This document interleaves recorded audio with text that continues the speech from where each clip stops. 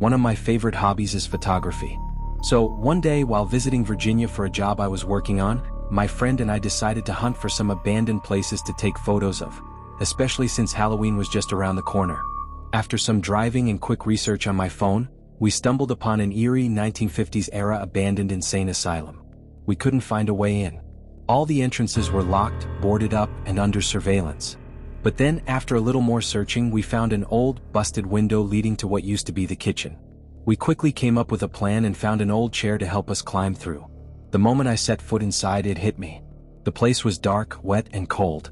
A chill ran down my spine like something, or someone, was watching me. My friend, who seemed a lot less shaken, wanted to look around.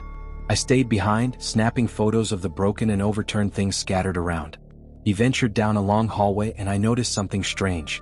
On the wall it read, "All who enter die." I didn't follow. Between the creepiness and my focus on the pictures, I wasn't ready to walk down that hallway yet. Not even 30 seconds later, my friend came running back, his face pale, trying to stay calm but clearly terrified. He said, "All right, I've seen enough. Let's go. Now." I asked, "What happened?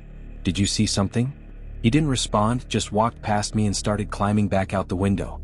I was still curious. My nature kicked in and I leaned over to peek down the hallway. At the end of the hall was an empty chair. And something small sat in it, looked like a ball.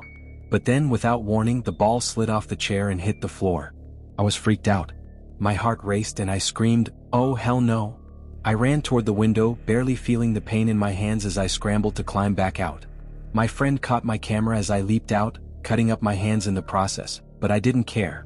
We both bolted for the car and sped off. It wasn't until a few minutes and a few miles later that we finally calmed down enough to talk. I asked, "Did you see that ball in the chair?"